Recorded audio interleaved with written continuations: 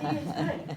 Yes. My dad was a funny guy, so I wrote down, I usually don't do this, I usually talk kind of just to the crowd, and I like eye contact, and I like to talk personally, but I knew this would be a tough day for me, so I wrote down a lot of things, but first of all, I want to thank everyone for being here on behalf of Mark, Debbie, Candy, my sister Carolyn, and my brother Rex Michael, and the extended family. Thank you all for being here today to honor my father.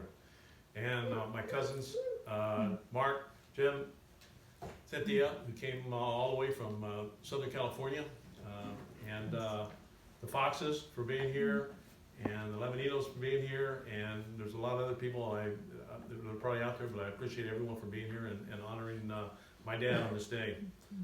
So walking here, and Art and Will, where are you? You're back there somewhere, yeah. The two cronies that I had breakfast with once a month, and worked on the Model T with Pop. So Rex John Henry, May 2nd, 1922 to February 2nd, 2019, a long time.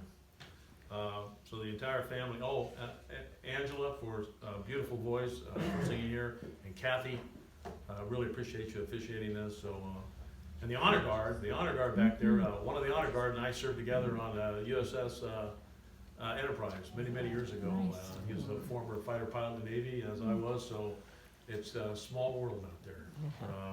So from the entire family, friends of Rex, we thank you for being here today, and remember our dad and being part of this memorial service. Very honored to have you with us today, and Kathy is a blast from the past, that's for sure. Rex John Henry, a man with 3 first names, so it was very funny. My grandfather insisted on calling him, grandmother insisted on calling him Rex. My grandfather insisted on calling him John, because that's how he grew up. So you can imagine as young children heading over to Santa Barbara, we'd arrive and I'd hug my grandmother and she'd say, "Hello, Rex," and then my grandfather would come down the stairs with the pipe in his mouth and said, "Hello, John," and the rest of the kids looked at each other and went, "Who is John?" So, and that stayed that way the whole time they were alive, so that was nice. So, but we managed to just call him Dad, and then later on, Pops. So you'll hear me call him Pops a lot, and I don't know if that came from the old Ozzie and Harriet show where they called their dad Pops or what, but it just grew into Pops. So every time we talked to him, it was always Pops. Mark Twain once said, "A man who lives the life fully is prepared to die at any time."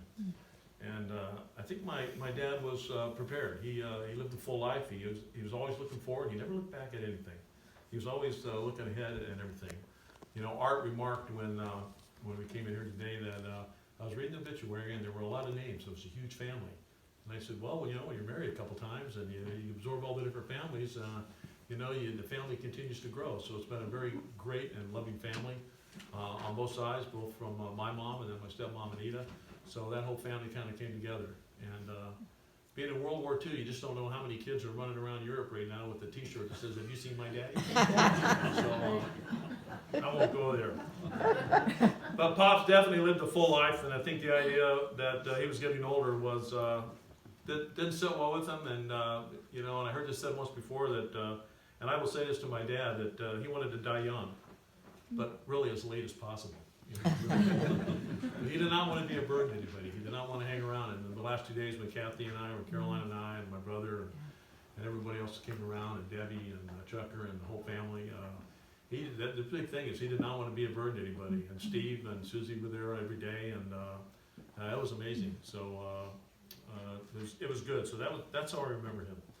He really enjoyed life, so much so that he outlived 2 wives and still kept going. Always looking ahead and never dwelling too much on the past. I think this is what kept him young. It's what he enjoyed with his children, his grandchildren, his great-grandchildren, because they were his future. And he always had this future thing. I always asked him about that once a couple times too, and he just said, "No, you never look back. You never dwell on the past, because you're always living life forward." So that's one thing he did teach me that I remember very well. And to his very last days, Pops was about staying active and instructive. He taught us all how to grow old with dignity, humor, and kindness. He had an uncommon grace about him that I'll always remember. I've been told by some friends on 2 separate occasions that he was a man's man. I had to look that up. So someone who put bigger things in life before him, and I always appreciated that. I thought that was a real honor. I heard that about my Uncle Bob too once, his brother who died many years ago in Bakersfield. But an old gentleman came up and knew my name was Henry and said, "I knew your uncle," and he was a man's man. And then somebody else said that about my dad, and I just thought, I didn't know if it was a Henry trait, so they don't say that about me. His last days with Carol and I were a string of one-liners that Bob Hope would have been proud of. I'm telling you.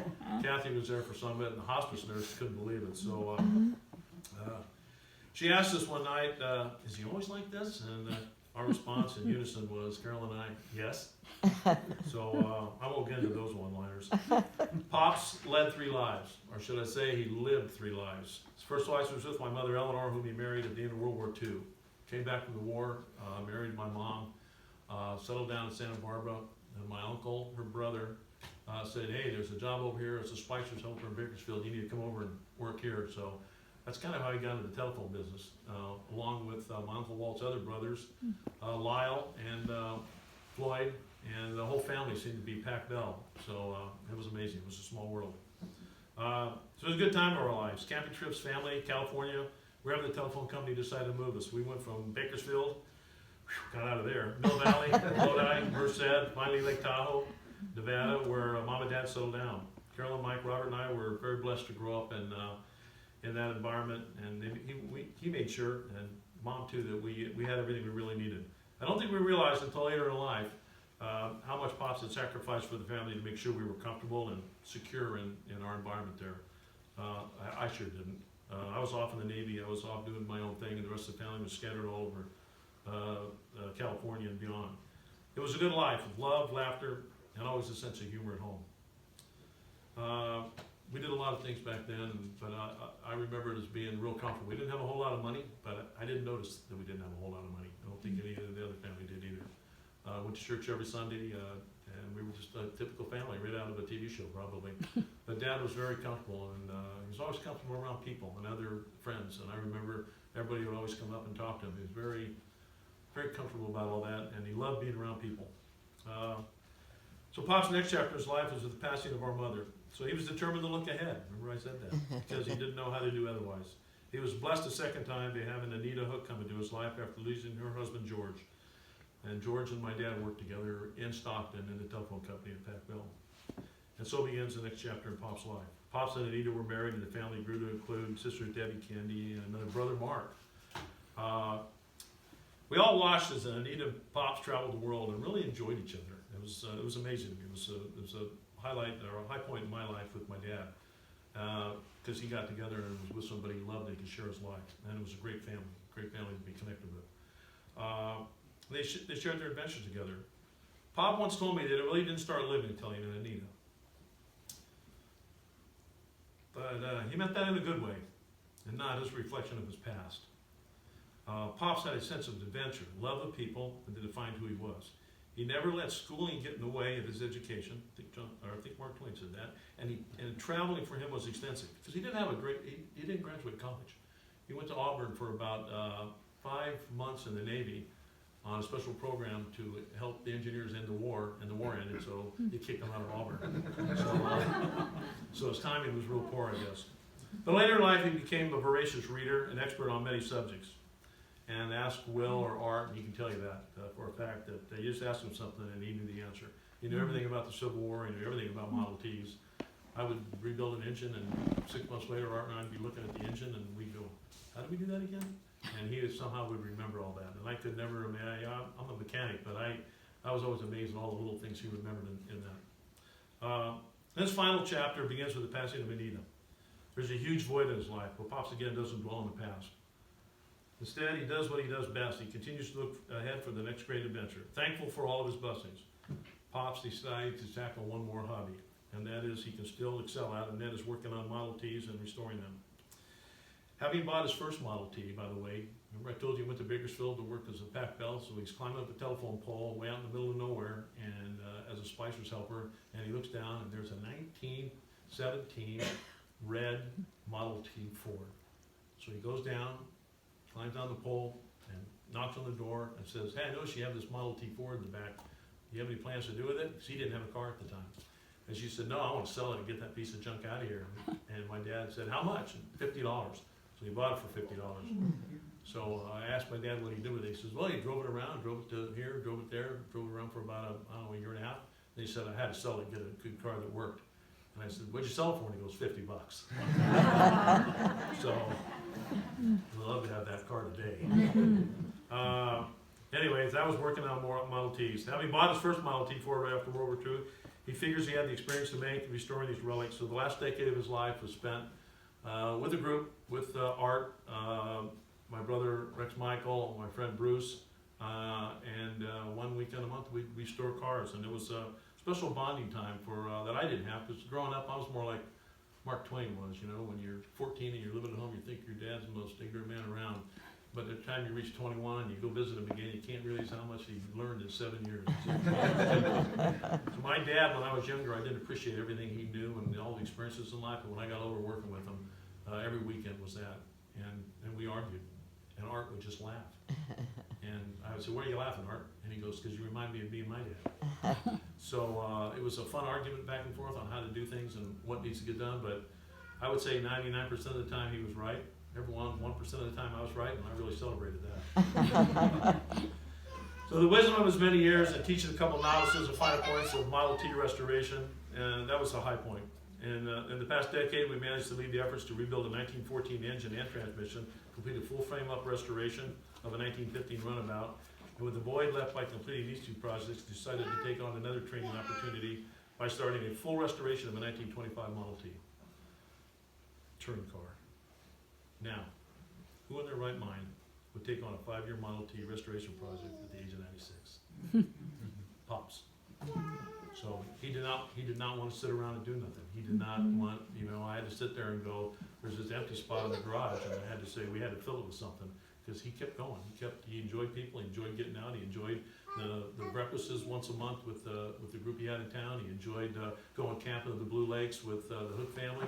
He enjoyed everything we did, all the get-togethers as we were growing up as families, and the Thursday lunches with Chucker. And I mean, yeah, I could go on and on and on. But he had this rhythm of his life and what he wanted to do, and it was always that looking forward that really struck me. Taught a lot of lessons. Showed us how to be a wonderful father, grandfather, great-grandfather. To us, he was close as perfect, but not totally perfect. He beat us at dominoes many times, so he surely must have cheated. He would hide tools in his garage. And he would hide them while we were working on the car. He would set down the tool, and he would pick it up, clean it off, and put it back somewhere where it was. And if any of you ever visited his garage, it had a huge workbench with all these tools and all this stuff in there. And he had a sheet of paper that he would hold up and mark where tools were. And you couldn't find a tool unless you had the clues to the puzzle. So, and it was like a map of where to get everything. It was amazing. He beat us at dominoes. He cheated. I know he did. He had to be Sherlock Holmes to find anything in his garage. He had little patience for anyone that didn't understand how to build a Model T carburetor. I mean, he would sit there and look at Bruce and Art and I, and if we didn't know something, he goes, "I just told you how to do that." But he was real funny and all that. His skill and knowledge would eventually triumph over our fear and ignorance, and it surely did. Well, Pops, we're going to remember you for exactly all of this and so much more. We're going to miss you, your humility, your sincerity, your kind soul, your uncommon grace will stay with us forever. Through the tears, let us see the blessings of knowing and loving you, the best father, teacher, mentor, and friend anyone could have. And I will forever remember the last word you spoke to me. I love you too. Thank you.